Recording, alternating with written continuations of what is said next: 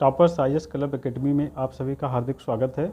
Friends, हम लोग revision through MCQ plan कर रहे हैं, जिसके तहत हम लोगों ने प्रागैतिहासिक काल तथा सिंधु घाटी सभ्यता का क्वेश्चन हम लोग अध्ययन कर चुके हैं। इस वीडियो के माध्यम से मित्रों हम लोग जो है वैदिक सभ्यता, जिसमें ऋग वैदिक काल और उत्तर वैदिक काल है, के प्रश्नों का अध्ययन हम लोग करेंगे। मित्रों के महत्वपूर्ण प्रश्नों का अध्ययन करेंगे। ठीक, चलिए प्रारंभ करते हैं मित्रों। फ्रेंड्स, ये जो प्रोग्राम है हम लोगों का वो पीसीएस परीक्षा, पीसीएस, आरओ, एआरओ और बीओ एग्ज़ाम 2022-23 को ध्यान में रखकर जो है डिज़ाइन किया गया है। ठीक, तो ऑप्शन नंबर 1 की हम चर्चा कर लेते हैं मित्रों। तो यहाँ पर हम देखते हैं कि कहाँ से धूसर मृदभांड स्तर से घोड़े की हड्डियाँ जो है प्राप्त हुई हैं। ठीक, पहला ऑप्शन है अतरंजी खेड़ा, दूसरा ऑप्शन है भगवानपुरा, तीसरा ऑप्शन है हस्तिनापुर, चौथा ऑप्शन है मथुरा। ठीक, तो इसका सही आंसर मित्रों क्या है? इसका सही ऑप्शन है हमारा 1, 2, 3 आंसर, 1, 2, 3 ऑप्शन इसका तीनों सही है। अतरंजी खेड़ा, भगवानपुरा और हस्तिनापुर, इन तीनों से धूसर मृदभांड स्तर से घोड़े की हड्डियाँ जो है प्राप्त हुई हैं। ठीक, उसके बाद तो जो है नेक्स्ट क्वेश्चन है हमारा किस ग्रंथ में कुछ खास किस्म के मनुष्य तथा पशु बलि देने के योग्य नहीं बताए गए हैं? मतलब किस ग्रंथ में कुछ खास किस्म के मनुष्य तथा पशुओं की बलि देने के योग्य नहीं बताया गया है?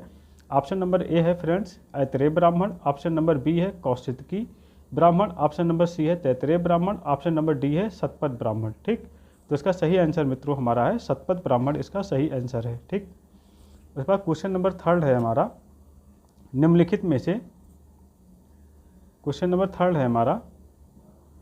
निम्नलिखित में से किस ग्रंथ में बताया गया है कि अस्थियों को दफनाकर उसके ऊपर शमशान अथवा स्तूप बनाया जाना चाहिए? ठीक, ए ऑप्शन हमारा ऋग्वेद, बी ऑप्शन हमारा सतपथ ब्राह्मण, सी ऑप्शन है अथर्ववेद और डी ऑप्शन है ऐतरेय ब्राह्मण। ठीक, तो इसका सही आंसर क्या है मित्रों? सतपथ ब्राह्मण जो है इसका सही आंसर है। ठीक, उसका क्वेश्चन नंबर 4 है हमारा कौन सा युग्म जो है सुमेलित नहीं है? पहला ऑप्शन अश्किनी चेनाब, दूसरा ऑप्शन है शतुर्दी सतलज, तीसरा ऑप्शन बिपाशा झेलम और चौथा ऑप्शन में तो परसुरली राबी। ठीक, तो इस पर देखते हैं मित्रों, इसका सही आंसर है सी आंसर, मतलब सुमेलित नहीं है। ठीक, बिपाशा ब्यास नदी को कहते थे और जो झेलम था हमारा, इसे झेलम को परसुरली नदी के नाम से जाना जाता था। ठीक, उसके बाद हम देखते हैं मित्रों कि क्वेश्चन नंबर 5 है हमारा किस वैदिक संहिता के द्वारा संगीत की उत्पत्ति जो है मानी जाती है? ए ऑप्शन है ऋग्वेद, बी ऑप्शन है सामवेद, सी ऑप्शन है यजुर्वेद और डी ऑप्शन है अथर्ववेद। ठीक, तो इसका सही आंसर क्या है मित्रों? सामवेद इसका सही आंसर है। सामवेद से संगीत की उत्पत्ति जो है मानी जाती है। उसके बाद क्वेश्चन नंबर 6 है फ्रेंड्स कि किस वैदिक संहिता का कुछ भाग गद्य में तथा कुछ भाग जो है पद्य में लिखा गया है? यानी कुछ भाग गद्य और कुछ भाग जो है पद्य में, यानी कुछ भाग पंक्तियों में, कुछ भाग कविता के माध्यम से लिखा गया है। पहला ऑप्शन है ऋग्वेद, दूसरा ऑप्शन है सामवेद, तीसरा ऑप्शन है यजुर्वेद, चौथा ऑप्शन है अथर्ववेद। ठीक, तो इसका सही आंसर क्या है मित्रों? यजुर्वेद इसका जो है सही आंसर है। ठीक, इसका कुछ भाग गद्य कुछ भाग पद्य में लिखा गया है। क्वेश्चन नंबर 7 है फ्रेंड्स कि किस ब्राह्मण ग्रंथ में सर्वप्रथम पूर्वी और पश्चिमी सागरों की जो है चर्चा की गई है? ठीक, ए ऑप्शन है हमारा सतपथ ब्राह्मण, बी ऑप्शन है ऐतरेय ब्राह्मण, सी ऑप्शन है कौशितकी ब्राह्मण और डी ऑप्शन है तैतरेय ब्राह्मण। ठीक, तो इसका सही आंसर है मित्रों हमारा सतपथ ब्राह्मण जो है इसका सही आंसर है। सतपथ ब्राह्मण में सर्वप्रथम पूर्वी और पश्चिमी सागरों की चर्चा मिलती है। ठीक, उसका क्वेश्चन नंबर 8 है हमारा कौन सा ग्रंथ श्रुति साहित्य का अंग नहीं है? ठीक है, कौन सा ग्रंथ श्रुति साहित्य का अंग नहीं है? श्रुति साहित्य ऐसे साहित्य होते थे जिनका अध्ययन हम श्रुतियों के माध्यम से, यानी परंपरा के माध्यम से जो है सुनकर जिनका अध्ययन हम लोग करते थे उसे श्रुति साहित्य कहते थे। ठीक, तो श्रुति साहित्य का कौन सा अंग नहीं माना जाता है? तो पहला ऑप्शन है ब्राह्मण, दूसरा ऑप्शन है वेदांग, सी ऑप्शन है आरण्यक और डी ऑप्शन है उपनिषद। ठीक, तो इसका सही आंसर है मित्रों वेदांग जो है इनको लिखित फॉर्म में हम लोग अध्ययन करते हैं और इनकी रचना जो है श्रुति साहित्य के तहत नहीं मानी जाती है। उसके बाद क्वेश्चन नंबर 9 है हमारा निम्नलिखित में से कौन सा सूत्र इतिहासकारों के लिए उपयोगी है? ठीक, कौन सा सूत्र इतिहासकारों के लिए उपयोगी है? ए ऑप्शन है निरुक्त सूत्र, बी ऑप्शन है गुह्य सूत्र, सी ऑप्शन है स्रोत सूत्र और डी ऑप्शन हमारा धर्म सूत्र। ठीक, तो कौन सा आंसर इसमें मित्रों सही है? इसका सही आंसर है मित्रों धर्म सूत्र जो है इसका सही आंसर है। धर्म सूत्र जो है इतिहासकारों के लिए उपयोगी माना जाता है। उसके बाद जो है वैदिक काल के लोगों को किस जानवर के बारे में जानकारी नहीं थी? ए ऑप्शन है हाथी, बी ऑप्शन है शेर, सी ऑप्शन है बाघ और डी ऑप्शन है घोड़ा। ठीक, तो सही आंसर इसका मित्रों बाघ है हमारा। जो वैदिक काल के लोग थे उन्हें बाघ की जानकारी नहीं थी। उसके बाद क्वेश्चन नंबर 11 है। क्वेश्चन नंबर 11 है हमारा कि उत्तर वैदिक काल में निम्न में से कौन मूल्य की इकाई नहीं था? उत्तर वैदिक काल में कौन सा मूल्य की इकाई नहीं था? ए ऑप्शन है गण, बी ऑप्शन है निष्क, सी ऑप्शन है कृषण और डी ऑप्शन है शतमान। तो इसका सही आंसर है मित्रों गण। जो गण जो होता था ये लोगों के समूह का या कबीलों के समूह का बोध कराता था, जबकि निष्क, कृषण और शतमान ये क्या थे? ये मुद्रा थी या मूल्य की इकाई थी। ठीक, उसके बाद हम देखते हैं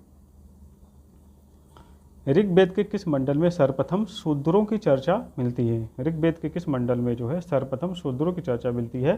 पहला ऑप्शन है प्रथम, दूसरा ऑप्शन है 5वां मंडल, तीसरा ऑप्शन 10वां और डी ऑप्शन हमारा 15वां। ठीक, तो इसका सही आंसर मित्रों 10वां मंडल है हमारा। जो शूद्रों की चर्चा मिलती है वो 10वें मंडल में मिलती है हमें। ठीक, उसके बाद क्वेश्चन नंबर 13 है मित्रों, ऋग्वेद काल में कौन सी प्रथा सिर्फ सांकेतिक थी? ठीक, पहला ऑप्शन मित्रों बाल विवाह, दूसरा ऑप्शन हमारा पर्दा प्रथा, बी ऑप्शन, सी ऑप्शन है सती प्रथा और डी ऑप्शन है दहेज प्रथा। ठीक, तो सही आंसर इसमें क्या है मित्रों? सती प्रथा। सती प्रथा या सती जो है यह ऋग्वेद काल में सांकेतिक थी सिर्फ। उसका क्वेश्चन नंबर 14 है, निम्नलिखित में से कौन सा वैदिक देवता ऋतु को कायम रखने वाला बताया गया है? तो ए ऑप्शन हमारा इंद्र, बी ऑप्शन है अग्नि, सी ऑप्शन है वरुण और डी ऑप्शन है सोम। ठीक, तो इसका सही आंसर मित्रों वरुण। वरुण को ऋतु को कायम रखने वाला देवता बताया गया है। यह 2014 में आया हुआ क्वेश्चन है हमारा, 2014 PCS में आया हुआ क्वेश्चन है। उसके बाद जो है हमारा क्वेश्चन नंबर 15 है, निम्नलिखित में से कौन सा उत्तर वैदिक देवता हड़प्पा के पशुपति महादेव के रूप में है? यानी हड़प्पा का जो पशुपति देवता था वह उत्तर वैदिक काल में किस देवता के नाम से प्रसिद्ध हुआ? ठीक, तो पहला ऑप्शन है प्रजापति, दूसरा ऑप्शन है रुद्र, सी ऑप्शन है विष्णु और डी ऑप्शन हमारा पूषण। ठीक, तो सही ऑप्शन क्या है मतलब उत्तर वैदिक काल में रुद्र के नाम से फेमस हुआ था। ठीक, हड़प्पा सभ्यता में क्या था? हड़प्पा सभ्यता में पशुपति था, ऋग्वैदिक काल में प्रजापति हुआ था, उत्तर वैदिक काल में रुद्र हुआ था। तो सही ऑप्शन है रुद्र इसका। ठीक, उसके बाद नेक्स्ट क्वेश्चन है हमारा, वैदिक साहित्य के किस भाग में बताया गया है कि आत्मा को एक दूसरे जीव में प्रवेश करती है? वैदिक साहित्य के किस भाग में बताया गया है कि आत्मा एक दूसरे जीव में प्रवेश करती है? ए ऑप्शन है संहिता, बी ऑप्शन है ब्राह्मण, सी ऑप्शन है आरण्यक और डी ऑप्शन है उपनिषद। तो सही आंसर इसका क्या है? उपनिषद इसका जो है सही आंसर है। उसके बाद क्वेश्चन नंबर 17 है हमारा कि किस ब्राह्मण ग्रंथ में भारत का विभाजन 5 भागों में किया गया है? ए ऑप्शन है ऐतरेय, बी ऑप्शन है तांडव, सी ऑप्शन है जैमिनीय और डी ऑप्शन है कौशिकी। ठीक, तो इसका सही आंसर मित्रों ऐतरेय इसका जो है सही आंसर है। भारत का विभाजन 5 भागों में ऐतरेय ब्राह्मण में बताया गया है, ऐतरेय ब्राह्मण ग्रंथ में। उसके बाद जो है नेक्स्ट क्वेश्चन है हमारा कि किस ग्रंथ में सूर्य देव सावित्री को समर्पित गायत्री मंत्र वर्णित है? यानी गायत्री मंत्र का जिक्र किस वेद में मिलता है? ए ऑप्शन है छांदोग्य उपनिषद, बी ऑप्शन है तैतरेय ब्राह्मण, सी ऑप्शन है ऋग्वेद संहिता और डी ऑप्शन है हमारा यजुर्वेद संहिता। ठीक, तो सही ऑप्शन क्या है मित्रों इसका? ऋग्वेद संहिता जो है इसका सही आंसर है। ठीक, गायत्री मंत्र का उल्लेख ऋग्वेद में मिलता है। उसके बाद जो है हमारा नेक्स्ट क्वेश्चन है हमारा कि वैदिक काल में किस वर्ण की जनसंख्या सर्वाधिक थी? किस वर्ण की जनसंख्या वैदिक काल में सर्वाधिक थी? ए ऑप्शन है शूद्र, बी ऑप्शन है वैश्य, सी ऑप्शन है क्षत्रिय, डी ऑप्शन है ब्राह्मण। इसका सही आंसर मित्रों है वैश्य। वैश्य की जनसंख्या जो है सबसे अधिक थी वैदिक काल में। नेक्स्ट क्वेश्चन हमारा, किस ग्रंथ में सर्वप्रथम गोत्र के बारे में लिखा गया है? गोत्र के बारे में सर्वप्रथम किस ग्रंथ में लिखा गया है? तो हमारा ए ऑप्शन है ऋग्वेद, बी ऑप्शन है यजुर्वेद, सी ऑप्शन है सामवेद और डी ऑप्शन है अथर्ववेद। तो सही आंसर इसका क्या है मित्रों? अथर्ववेद जो है इसका सही आंसर है। अथर्ववेद में गोत्र के बारे में लिखा गया है। उसके बाद जो है हमारा कौन सी कबायली सभा प्राचीनतम है? कौन सी कबायली सभा प्राचीनतम है? ए ऑप्शन है सभा, बी ऑप्शन है समिति, सी ऑप्शन है विदत और डी ऑप्शन है गण। ठीक, तो प्राचीनतम सभा हमारी विदथ मित्रों प्राचीनतम सभा है। ठीक, उसके बाद जो है हमारा किस ग्रंथ में सर्वप्रथम राजत्व की उत्पत्ति की चर्चा मिलती है? किस ग्रंथ में सर्वप्रथम राजत्व की उत्पत्ति की चर्चा है? ए ऑप्शन है ऋग्वेद, बी ऑप्शन है ऐतरेय ब्राह्मण, सी ऑप्शन है छांदोग्योपनिषद और डी ऑप्शन है धनुर्वेद। ठीक, तो इसका सही ऑप्शन क्या है मित्रों? ऐतरेय ब्राह्मण जो है, ऐतरेय ब्राह्मण इसका सही ऑप्शन है। ऐतरेय ब्राह्मण में राजत्व की उत्पत्ति की चर्चा सबसे पहले की गई है। उसके बाद क्वेश्चन नंबर 23 है, इनमें से प्राचीनतम कर कौन सा है? भाग अथवा युद्ध का हिस्सा, यानी भाग जो कि युद्ध में हिस्सा होता था, दूसरा बलि जो कि स्वैच्छिक रूप से दी गई भेंट होती थी, तीसरा बिष्टी अथवा बेगारी होती थी जो, और चौथा था कर अथवा अनाज में परंपरागत रूप में जो हिस्सा दिया जाता था वो। ठीक, तो इसका सही आंसर क्या है मित्रों? भाग होता था। यह सबसे प्राचीनतम कर माना जाता था। सैनिकों के द्वारा जब युद्ध में जो माल लूटा जाता था उसमें राज्य को या राजा को जो कर दिया जाता था वह प्राचीनतम कर होता था, जिसे भाग कहते थे। उसके बाद जो है क्वेश्चन नंबर 24 है, किन ग्रंथों में सर्वप्रथम राजसूय, अश्वमेध और वाजपेयी यज्ञों की चर्चा हुई है? ठीक, ए ऑप्शन है संहिता, बी ऑप्शन है ब्राह्मण, सी ऑप्शन आरण्यक और डी ऑप्शन है हमारा उपनिषद। ठीक है, क्या आंसर सही है मित्रों? इसमें ब्राह्मण ग्रंथ इसका जो है सही आंसर है। ब्राह्मण ग्रंथों में राजसूय, अश्वमेध तथा वाजपेयी यज्ञों की चर्चा सर्वप्रथम मिलती है। ठीक, उसके बाद जो है क्वेश्चन नंबर 25 है हमारा कि ऋग वैदिक काल में आर्यों के द्वारा कितने देवताओं की पूजा की जाती थी? तो ए ऑप्शन है 3, बी ऑप्शन है 12, सी ऑप्शन है 24 और डी ऑप्शन है 33। इसका सही आंसर मित्रों हमारा 33 है। आर्यों के द्वारा 33 देवताओं की पूजा की जाती थी। उसके बाद जो है हमारा क्वेश्चन नंबर 26 है हमारा कि वैदिक संस्कृति के वर्णन तथा रचना की शैली के आधार पर ऋग वैदिक संहिता के कौन सा मंडल नवीनतम माना जाता है? पहला और दूसरा, पहला ऑप्शन है, दूसरा और नौवां, दूसरा ऑप्शन बी ऑप्शन है, पहला और नौवां सी ऑप्शन है, और नौवां और पहला और 10वां सी ऑप्शन है, और 9th एंड 10th है नौवां और 10वां डी ऑप्शन है। इसका सही आंसर फ्रेंड है पहला और 10वां मंडल इसमें नवीनतम है ऋग्वेद में। ठीक, उसके बाद जो हमारा क्वेश्चन नंबर 27 है, किस मनु के काल में प्रलय आया था जिसके पुत्र से महान सूर्यवंश तथा चंद्रवंश की उत्पत्ति हुई थी? पहला ऑप्शन है प्रथम मनु, दूसरा ऑप्शन है द्वितीय मनु, तीसरा ऑप्शन है पंचम मनु और पांचवा मनु, और छठा ऑप्शन है प्रथम ऑप्शन है प्रथम मनु, दूसरा ऑप्शन द्वितीय मनु, तीसरा ऑप्शन पांचवा मनु और डी ऑप्शन हमारा 7वां मनु। ठीक, तो इसका सही आंसर मित्रों 7वें मनु के समय में जो है प्रलय आया था। ठीक है, 7वें मनु के काल में प्रलय आया था जिसके पुत्र से महान सूर्यवंश चंद्रवंश की उत्पत्ति हुई है। क्वेश्चन नंबर 28 है हमारा, ऋग वैदिक संहिता का कौन सा मंडल मादक पेय सोम और इसी नाम के देवता को समर्पित है? पहला ऑप्शन है 10वां मंडल, दूसरा ऑप्शन 9वां मंडल, तीसरा ऑप्शन है पहला मंडल और डी ऑप्शन है छठा मंडल। ठीक, तो इसका सही आंसर मित्रों क्या है? 9वां मंडल जो है सोम देवता को समर्पित मंडल है। ठीक, क्वेश्चन नंबर 29 है हमारा, आर्यों का इतिहास जानने के दृष्टिकोण से कौन सी वैदिक संहिता उपयोगी है? ठीक, आर्यों का इतिहास जानने के दृष्टिकोण से कौन सी वैदिक संहिता उपयोगी है? पहला ऑप्शन है ऋग्वेद, दूसरा ऑप्शन है सामवेद, तीसरा ऑप्शन है यानी सी यजुर्वेद और चौथा ऑप्शन हमारा अथर्ववेद। ठीक, तो इसका सही आंसर क्या है फ्रेंड्स? सामवेद इसका जो है सही आंसर है। वैदिक संहिता के लिए जानने के लिए सामवेद उपयोगी है। उस वक्त ये बहुत अच्छा क्वेश्चन है मित्रों, कॉन्सेप्चुअल क्वेश्चन है हमारा कि 10 राजाओं के युद्ध के बारे में निम्नलिखित में से कौन सा कथन सही है? पहला ऑप्शन है कि यह भारत और पुरु वंशों के बीच परशुरणी नदी के किनारे जो है लड़ा गया था। ठीक है मित्रों, ये बिल्कुल सही आंसर है, ऑप्शन है भारत और पुरु के बीच में हुआ था परशुरणी नदी के तट पर। ठीक, दूसरा ऑप्शन है हमारा कि भारत वंश का राजा पुरकुत्स था, ये गलत है। ठीक है, भारत वंश का राजा पुरकुश था जबकि पुरु वंश का राजा सुदास था, ये गलत है। भारत वंश का राजा पुरकुश नहीं था, यानी ये क्वेश्चन ये ऑप्शन जो है गलत है।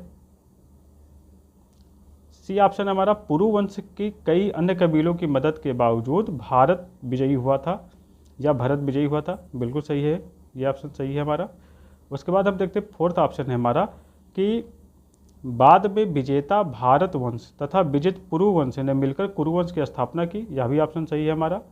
उसके बाद लास्ट ऑप्शन पांचवा देखते हैं। इस युद्ध का वर्णन ऋग्वेद संहिता के 10वें मंडल में मिलता है मित्रों, ये 10वें मंडल में इसका उल्लेख नहीं है। ठीक, तो यानी हमारा कौन सा ऑप्शन सही है? हमारा एक ऑप्शन, 3 ऑप्शन और 4 ऑप्शन इसका सही है, यानी 1, 3, 4 ऑप्शन जो है इसका सही ऑप्शन है। मेरा क्वेश्चन नंबर 31 है हमारा, विवाहों के बारे में निम्नलिखित में से कौन सा कथन असत्य है? कौन सा कथन असत्य है? पहला ऑप्शन है हमारा अनुलोम विवाह। देखो, जो अनुलोम विवाह होता था उसमें उच्च वर्ण का पुरुष होता था, निम्न वर्ण की महिला होती थी। तो अनुलोम विवाह में देखते हैं उच्च वर्ण का पुरुष और निम्न वर्ण की महिला है, बिल्कुल सही ऑप्शन है। प्रतिलोम विवाह में मित्रों, प्रतिलोम विवाह में निम्न वर्ण का पुरुष और उच्च वर्ण की महिला होती थी। तो देखते हैं प्रतिलोम विवाह में निम्न वर्ण का पुरुष उच्च वर्ण की महिला होती थी, यह भी बिल्कुल सही ऑप्शन है मित्रों। उसके बाद हम देखते हैं कि क्वेश्चन नंबर 3 है, अनुलोम विवाह में निम्न वर्ण का पुरुष और उच्च वर्ण की महिला के बीच होता था, यह गलत है क्योंकि उल्टा लिखा हुआ है। फिर प्रतिलोम विवाह में देखते उच्च वर्ण का पुरुष हो गया, यानी पुरुष, प्रतिलोम विवाह में निम्न वर्ण का पुरुष होना चाहिए था और उच्च वर्ण की महिला होनी चाहिए थी, तो ये भी ऑप्शन गलत हो गया। ठीक, यानी 3 और 4 गलत है। तो ऑप्शन क्या कह रहा है कि ऑप्शन क्या बोला है, विवाह के बारे में निम्नलिखित में से कौन सा असत्य है मित्रों? तो इसको ध्यान देखिए, हमें गलत स्टेटमेंट पूछा है, तो 1 और 2 तो सही है और 3 व 4 गलत है, यानी ऑप्शन हमारा कौन सा सही हो जाएगा? 3 व 4 वाला सही हो जाएगा। ठीक, अब उसके बाद आगे नेक्स्ट क्वेश्चन देखते हैं कि बच्चों के जन्म के पहले और जन्म के बाद निम्नलिखित में से कौन सा कथन जो है असत्य है हमारा? ठीक है, कौन सा क्वेश्चन जो असत्य है हमारा, ये हमें देखना है। यह भी बहुत ही अच्छा क्वेश्चन है फ्रेंड्स, इसको हम लोग देखते हैं। पहला ऑप्शन है हमारा कि बच्चों के जन्म के पहले 3 अनुष्ठान किए जाते थे। एक गर्भाधान होता था जो गर्भ धारण करने के समय, दूसरा पुष्पन होता था जो बालक के जन्म के लिए, और तीसरा ऑप्शन होता सीमांतोनयन होता था जो गर्भ में बच्चे की सुरक्षा के लिए किया जाता था। ठीक, तो तीनों ये ऑप्शन सही है। ठीक, उसके बाद हम देखते हैं हमारा ऑप्शन नंबर बी है, जात कर्म अथवा जन्म अनुष्ठान नाभि नाड़ी काटे जाने के पहले किया जाता था। ठीक है, यह भी सही है फ्रेंड।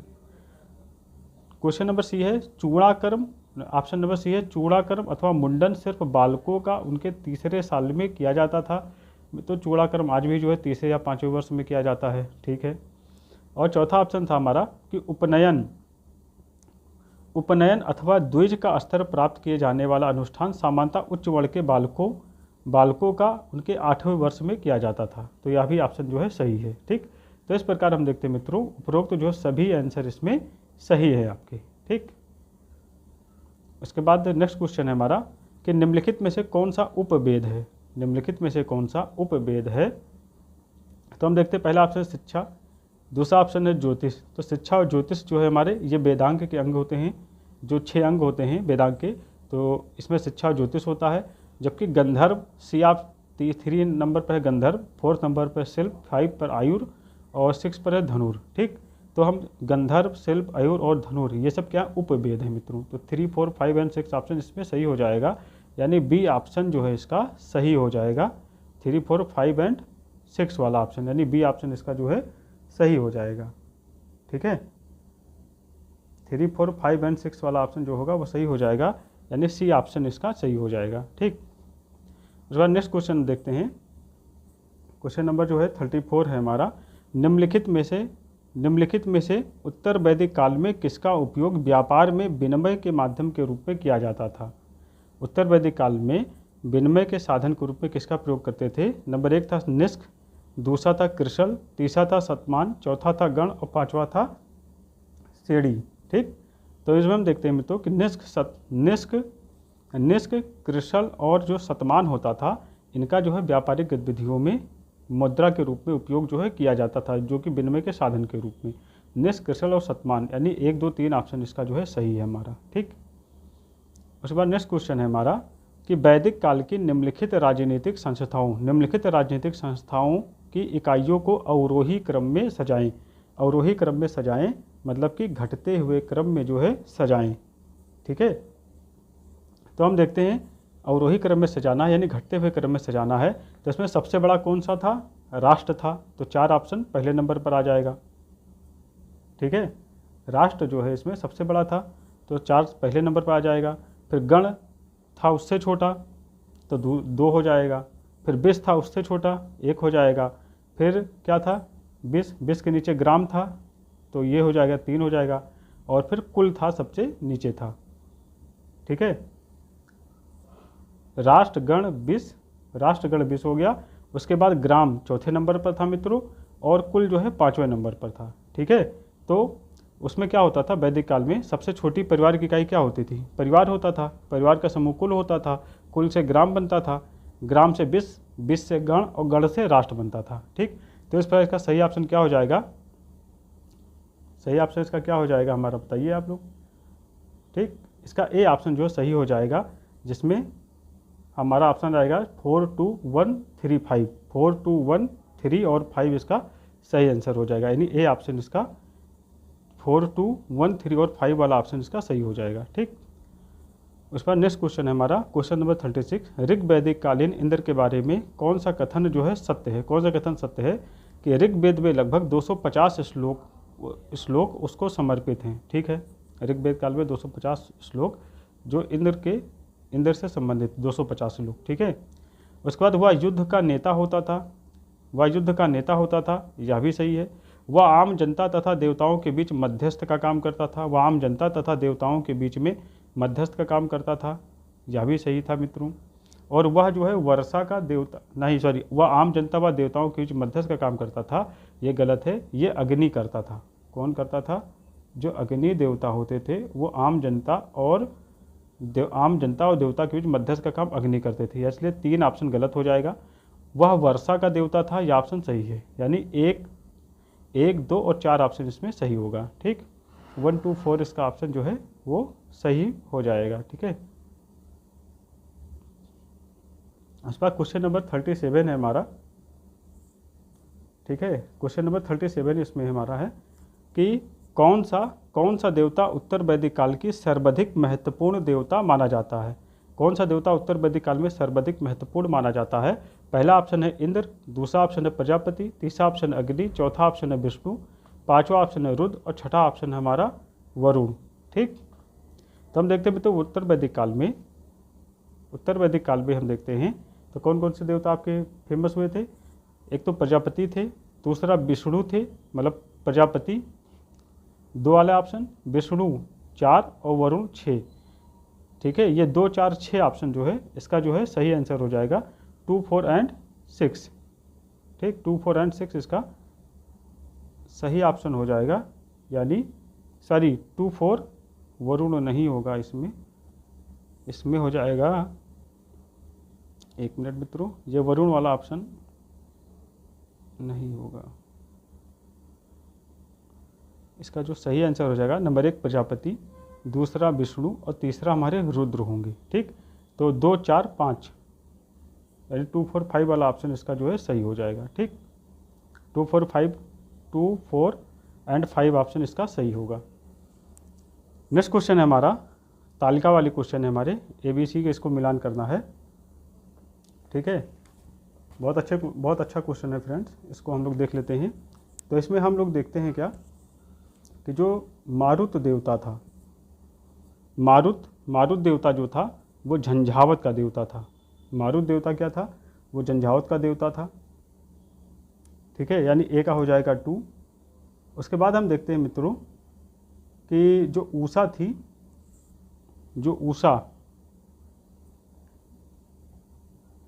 ये हो जाएगा। उसके बाद हम देखते हैं कि जो अदिति थी हमारी, वो क्या थी, जो अदिति थी वो अंतरिक्ष की देवी थी, जो अदिति थी हमारी वह अंतरिक्ष की देवी थी। नहीं सॉरी, जो पूषण था ये तो पशुओं का देवता था, यानी सी का हो गया 3, सी का हो गया 3। चलिए ये क्वेश्चन छोड़ दीजिए मित्रों, कुछ हमें लगता है गलत टाइप हो गया, इसको छोड़ देते हैं। ठीक, आगे बढ़ते हैं। आर्यों के मूल स्थान के बारे में कौन सा कथन जो सही है, आर्यों के मूल स्थान के बारे में कौन सा कथन सही है। क्वेश्चन नंबर 39 है हमारा। बाल गंगाधर तिब्बत, तो बाल गंगाधर तिलक जो है वो तिब्बत को नहीं मानते थे। ठीक है, बल्कि उत्तरी ध्रुव को मानते थे, तो ए ऑप्शन तो वैसे ही गलत हो गया। उसके बाद दयानंद सरस्वती उत्तरी ध्रुव को मानते थे, उत्तरी ध्रुव को नहीं मानते थे मित्रों, ये ऑप्शन गलत है। और मैक्स मूलर जो मध्य एशिया, ये मध्य एशिया को जो मैक्स मूलर जो हम देखते हैं कि ये किसको मानते थे, मैक्स मूलर जो है ये मध्य एशिया को नहीं मानते थे। ठीक, पेनका तथा हर्ट ईरान, ठीक, ये पेनका तथा हर्ट जो है हमारे, ये ईरान को जो मानते थे हमारे। ठीक, तो इसका सही ऑप्शन हमारा पेनका तथा हर्ट ईरान। ठीक, उसके बाद हमारा क्वेश्चन नंबर 14 है, सर्वप्रथम कर लगाने की प्रथा किस काल में शुरू हुई थी। ठीक, सर्वप्रथम कर लगाने की प्रथा किस काल में शुरू हुई थी। पहला ऑप्शन है ऋग वैदिक काल, दूसरा ऑप्शन उत्तर वैदिक काल, बी सी ऑप्शन है पुरा वैदिक काल, उत्तर वैदिक काल, सी ऑप्शन है पुरा वैदिक काल और डी ऑप्शन है सिंधु काल। ठीक, तो हम ये देखते हैं मित्रों कि उत्तर वैदिक काल में कर लगाने की प्रथा उत्तर वैदिक काल में प्रारंभ हुई है, क्योंकि ऋग वैदिक काल में कर जो है स्वैच्छिक था, उत्तर वैदिक काल में अनिवार्य हो गया था। ठीक, तो इस प्रकार से फ्रेंड आज हम लोगों ने जो है वैदिक काल के महत्वपूर्ण क्विज का जो अध्ययन किया है। अगर मित्रों आपको ये क्विज वाला रिवीजन थ्रू MCQ प्लान आपको पसंद आ रहा है तो आप हमारे टेलीग्राम चैनल को ज्वाइन कर लीजिए, वहाँ आपको इसकी PPT मिलती रहेगी। और साथ ही साथ टॉपर्स क्लब IAS अकेडमी जो है आप हमारे वेबसाइट को भी डाउनलोड कर सकते हैं, हमारे मोबाइल एप्लीकेशन को, जिससे कि आपको वहाँ पर बहुत सारी इन्फॉर्मेशन और बहुत सारी अन्य इनिशिएटिव की जानकारी मिलती रहेगी। किसी प्रकार की कोई क्वेरी हो तो इस नंबर पर आप लोग कॉल कर सकते हैं। और हाँ, अगर आपको वीडियो पसंद आ रहा है तो चैनल को लाइक कीजिए, सब्सक्राइब कीजिए, बेल आइकन को प्रेस कीजिए, जिससे आपको संस्थान के अन्य वीडियो के नोटिफिकेशन मिलते रहें। जय हिंद, नमस्कार मित्रों, मिलते हैं नेक्स्ट क्विज के साथ में, जिसमें हम लोग जो है नास्तिक संप्रदाय आंदोलन या बौद्ध और जैन धर्म के बारे में क्विज का अध्ययन हम लोग करेंगे मित्रों। ठीक, जब तक के लिए धन्यवाद, बाय बाय, टेक केयर।